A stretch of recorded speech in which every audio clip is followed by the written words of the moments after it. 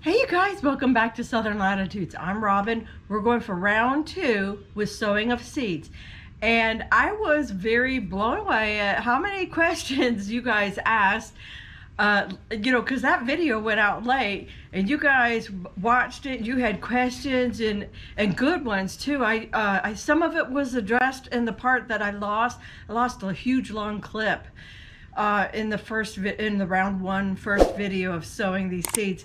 So I'll go back through that right now again with you guys. I'll go through the varieties, but I'll also go through the soil. So let's talk about soil first, since I just stopped there.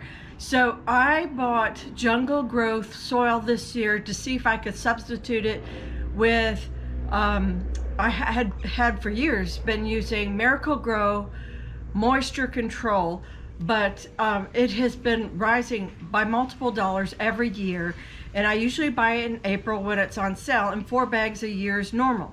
But I had increased what I was growing by adding all these flowers into last fall's mixture, so I used up all 4 of those bags in the fall. Well, the remainder of the 4 bags in the fall, and then I needed something, but when I looked at the prices for the Miracle Grow, it was $21.99. I'm like, I'm not paying $22 for a bag of this, and it had a lot of sticks in it. So what I did was, I just happened to be at Lowe's, to check out prices. I also went to some local sort of soil and sod and all that kind of places, and I checked out their prices, and theirs was also very, they called it a landscape mix, and then they also had an organic mix, and both of those had a lot of sticks in them too. I'm very disappointed in what's available to us gardeners, as what's sold as soil, not mulch, but soil. It should look like dirt, but it doesn't. So I went ahead and I bought this. Let me get the whole bag out in case some of you didn't see the other video. Jungle Grow, and each bag goes to help save endangered wildlife in its habitat. All that was good selling me. Flower and vegetable professional mix, and I thought, oh, that's great. And it was only like $10.50. It was heavy as can be. It's a full 2 cubic feet. Raised bed and container gardening. Okay, I thought, all right, I don't want to go pay the little seedling soil mix, and because I have so many, I have all these trays to fill, right? So I got this, and let's go through. This is the part that was one of the parts that was missing on the other video. Was it? One of you, I don't want to call out names, but one of you said it has a lot of sticks in it. And you would be right, it does have some sticks in it, here, there. But not terribly bad. Has some. Now what I am seeing is that it has very little perlite, very little. And it does, when it's kind of moist right now from yesterday, but like under here you can see it's a little bit sandy. You can see the grains of sand in it. So that's probably how they make it economical for them to sell it so cheap. So, and it may or may not actually have a lot of nutrition in it. It says, it grows bigger and greener plants, but it doesn't really boast about having 6 months of nutrition, slow release, or there's no bragging on that. So I didn't take a chance that it would be in there. Hold on, let's just quickly pull the bag back out. Okay, it says 0.11 nitrogen, 0.08 phosphate, and 0.06, potash, which is potassium. That's not much, and very, very little calcium, very, very little sulfur. So it has what people, like if you're a newbie looking at this label, it looks to have the NPK and even the calcium, to help with blossom end rot.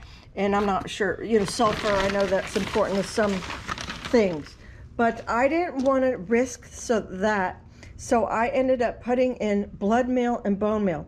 In that first batch with 2 trays, I ended up putting about a cup worth of each on the top. Now I never even did dig down deep to the bottom, so this lower part probably didn't even get any of that nutrition. But that's okay, because I have plenty left, and I'm gonna add another cup to everything today. But it disturbed me the longer I edited that video, and I got to thinking about that soil, and I was like, hold on, I want to make sure I don't shadow my face. The more and more I got to thinking about it, I was like, it really didn't have perlite in that, and that can really compact around your baby seeds as they're trying to germinate and send up their first, well, down their first roots and up their first stem, and cotyledon leaves, which then they put out the true leaves after that. Just a little plant anatomy there. So what we're gonna do today on this batch is we're gonna add, no measurements really to speak of, but we're just gonna add quite a bit to help the next set of seedlings. Here, I'll move this tray right here so you can see. I don't know if you guys can see it from the box here. Okay. See that? Okay. And then just roughly, you know, I'm not sure exactly how much, but there'll be about a handful or 2 of bone meal. That's disgusting. It smells, and it stayed, even after washing my hands last night, it stayed, both of these stay in your hands, like in the pores of your skin or something. Ugh. Okay, I bought another cup of the bone meal and the blood meal. And then what I'll do is water this in next. Okay, you guys, so now this looks like a proper soil mix. Of course, it's nice and wet and dark looking, but see, very little sticks. I mean, there are some. I can, you know, I won't sift through those, but I'll just hand pick those out. The amount of perlite looks proper. I know there's nutrition in it because I put it in there. All right, so that's the soil. I hope that answers not just the question, but you know, it visually tells you what you're gonna get. So it is $10.50 for the 2 cubits. But I had perlite on hand. I've had that perlite for about 3 or 4 years. So, you know, you don't use very much. There's a front end cost, but you know, it didn't cost me today. And then I want to say the bone meal and the blood meal were about $8 each, if I remember roughly close enough anyhow. So, you know, so did I save myself money? Maybe not, but I'm going to get a heck of a lot of use with all that fertilizer. I'll probably go buy myself another Jungle Growth soil bag this week or weekend, and I'll get more use out of that fertilizer. So, you know, maybe a quarter of that bag, so like $2 or $3 of that fertilizer goes into each batch of, you know, the wheelbarrow. So the other pardon me, the other question that I saw was, you know, about the, not really question, just comment, was about the seeds and the seed boxes. So this box you saw me have yesterday, and I'll pull it out of the shed soon, was my, what I call a working seed box.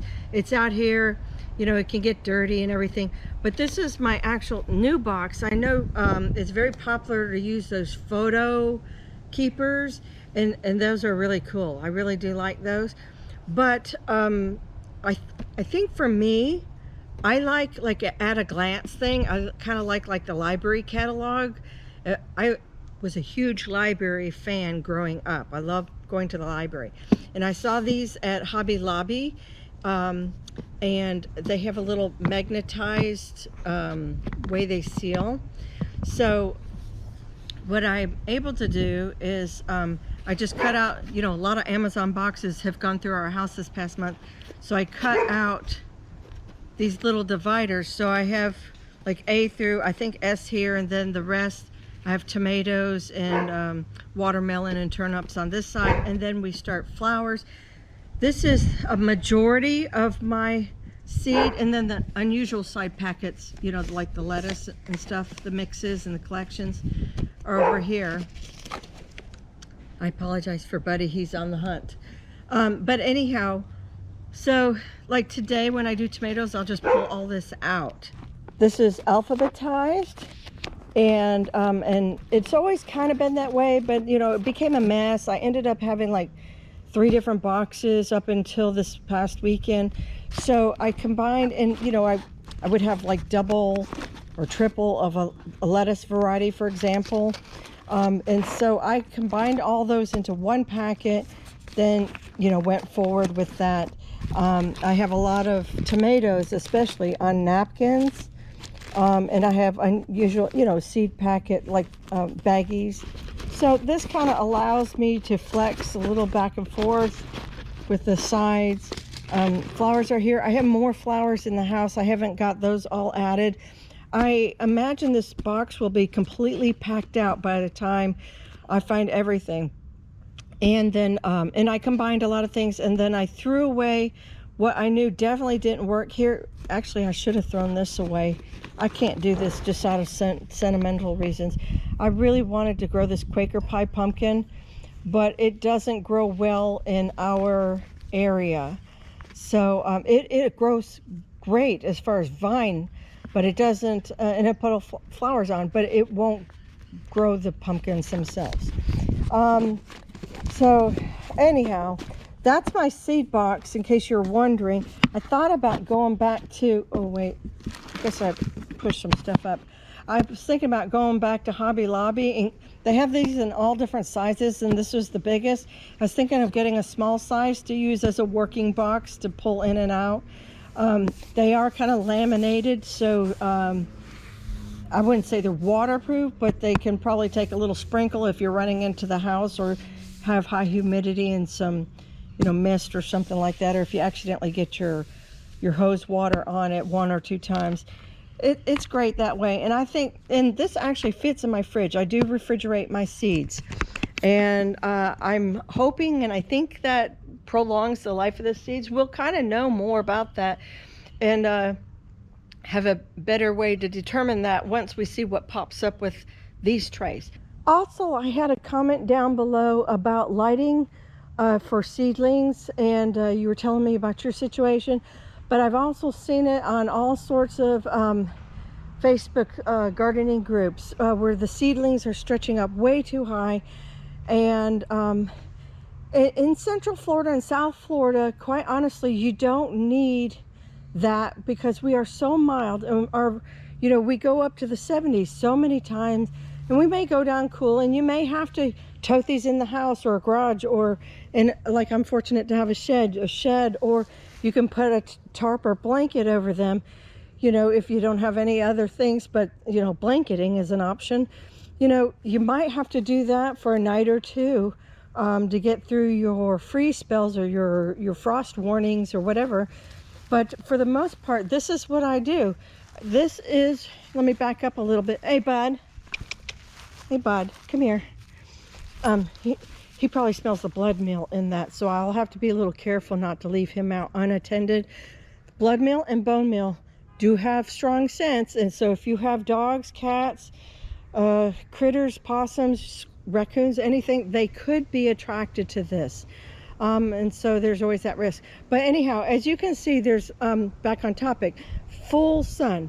I am hard on my little babies, and the tough love serves them well. They'll stay small as they sprout out of there, and they will do just fine. Now, if we were going to get like tornado warnings, I would bring them in. But other than that, no, they need the adversity in order to grow strong stems and stay short and compact as well. So that's what I'll do. I'll just start lining. I got more chairs over there, and we'll just start lining them up and letting them start germinate, especially since we're going to have the 70-degree days pretty soon. Last night I think we went to 38, and I think I see one more. Oops, sorry. I think we see one more day in the 30s on Saturday night. It might also be 38 on Saturday night. Of course, it could change in the next day or two. Just tweak it a little bit with the forecast. But overall, you know, we're not going to freezing. Not here on the coast. I feel very badly for those of you in Ocala, Leesburg, and you know, all that on the west coast or more inland. You guys are having some of that cold weather. DeLand, Deltona, all that is coming right to you. So you know, be careful, you guys, and watch your babies there. Okay, so I hope I made things a little bit more clear for you guys. So let's get going with sowing the 3 trays today. Okay, let's go.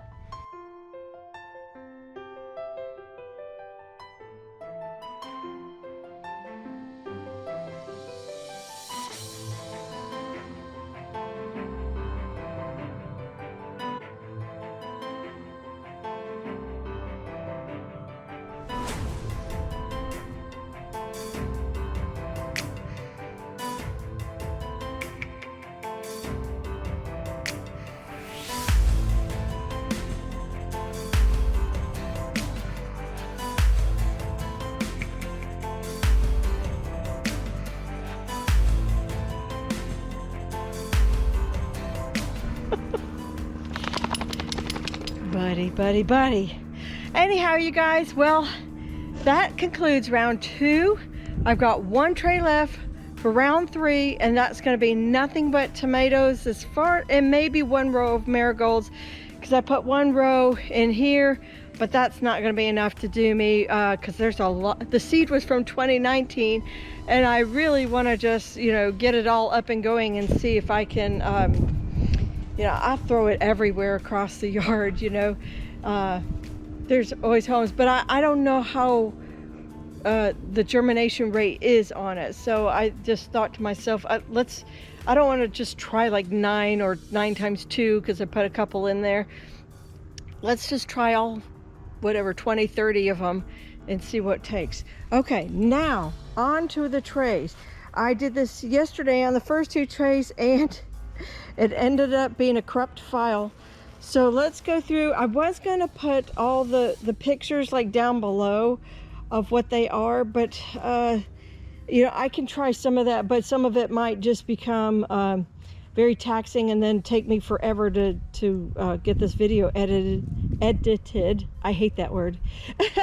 So lemon balm, I think that's the same as bee balm, don't know for sure. Zensia cosmos. I had just a little bit of Socrates cucumbers. Oh, and then this row too. Oh, I must have gone this way. That's right.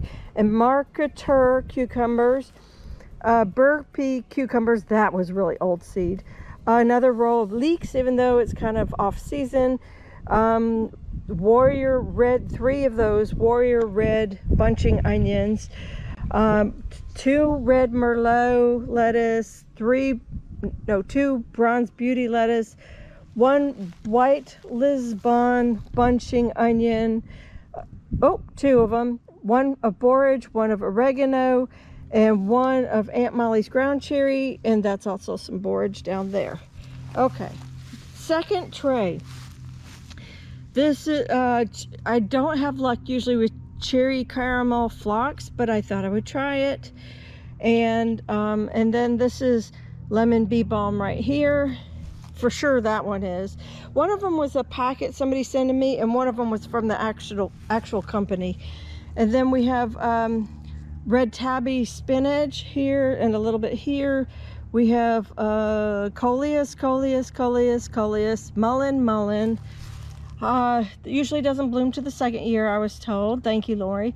South Florida bell peppers, Alma paprika peppers, sweet banana peppers, Jimmy Nardello peppers, Caserta squash, early straight squash, yellow squash, Fort Hook zucchini squash, a butter dish or something, yellow squash, and a zephyr squash is in the last row. Whew, that's a mouthful. That's a lot going on in those 2 trays. Okay, and tray number 3, we have the Red Rocket Cayenne, Lola Hybrid, Red Marconi, Cubanelles, those are peppers, Max Pack cucumbers. These are pickling cucumbers. We'll put them wherever. That's priority right there. Merveille de Quatre, that's lettuce. Crispino lettuce, Vulcan lettuce, Waldman's green lettuce. I love those. Sylvester lettuce, I don't remember how that was. Purple zinnias. I have 2 rows of these big giant purple ones. Mexican mint marigold. I don't remember. Something Sunday, pink Sunday salvia. Stock, I forgot. This is like a cherry stock. Anise, hyssop, Persian basil, and what's that? Oh, broad sage. Okay. So before we go to the last tray, I want to say that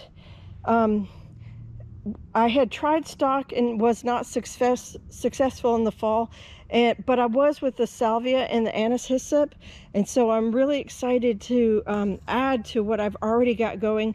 It was kind of a learning lesson in the fall, and so I'm ready to go and put that in my medicinal. Okay, on to the the 4th tray.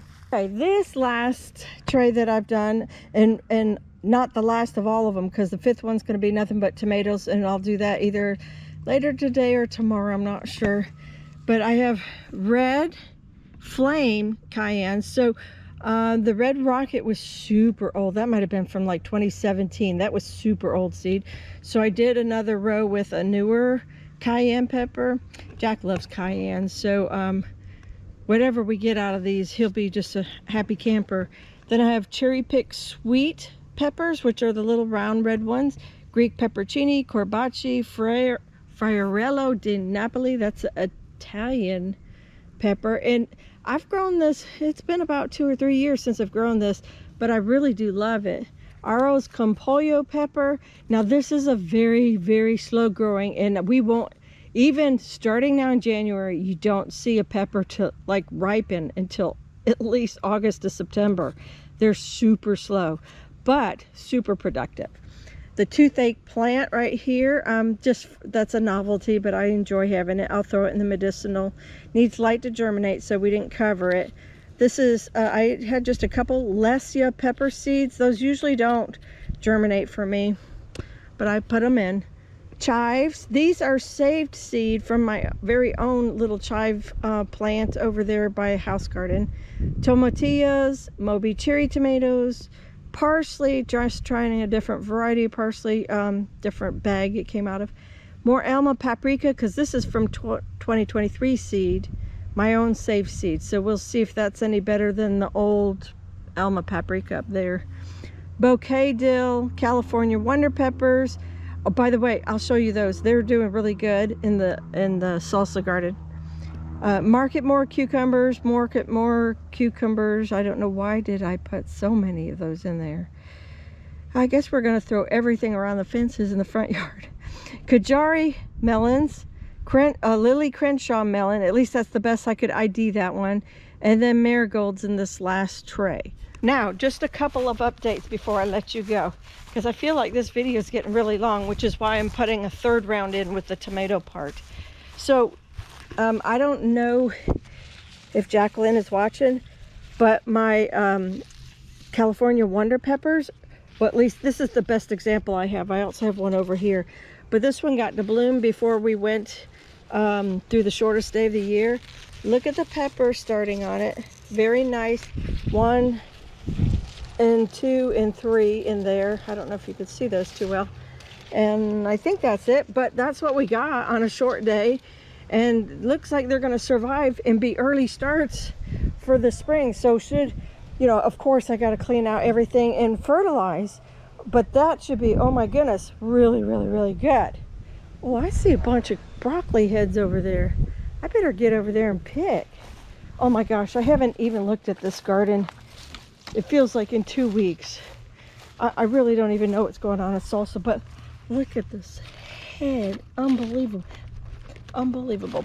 I told Jack that I think we're going to have to eat this. This is a dead-on cabbage. Here's a smaller one, but head's nice and tight on that one. The collards. Look at the heads going on the stonehead cabbage. They're smaller. They're a smaller one, okay? Don't expect a dead on. But, oh my goodness, great. Look at the weeds. Look at this weed. That's because we're having a wet winter. The cauliflower is looking pretty good. Oh man, this is not a garden tour. Look at the broccoli. But the rain has been wrecking my broccoli. Do you see this? Look at the rot in it. There was rot in this one. This one's starting to rot. I'll have to pick these and just do what I can. That one wants to rot. Rotted and bolting. Brussels are doing okay. They could probably use a good bunch of fertilizer. All right, well, you guys, I think we better call it quits because I really don't need to do a garden tour right now. I promise we'll do that really soon, maybe first of next week, okay? Or over the weekend. I don't know. You know, I may do it on the weekend, but not have time to edit it till Monday. But you guys, okay, round 2 of sowing. 2 more trays are down. Now I just need to pick out all the tomatoes that we're going to do for the last tray. And I still got these. See this? Oh, this is twister cauliflower. It needs to go in the ground somewhere. Oh, so much spring goodness. So you need to hit thumbs up. You need to subscribe so you do not miss a video. The spring's going to be spectacular here in the yard. We're about to move the chickens over soon. We're not going to talk about that and show that. And we got more projects going on. Oh, everything, so much goodness going on in the spring. So you guys, thank you for watching. Take care, God bless, and I'll see you in the next one. Bye-bye.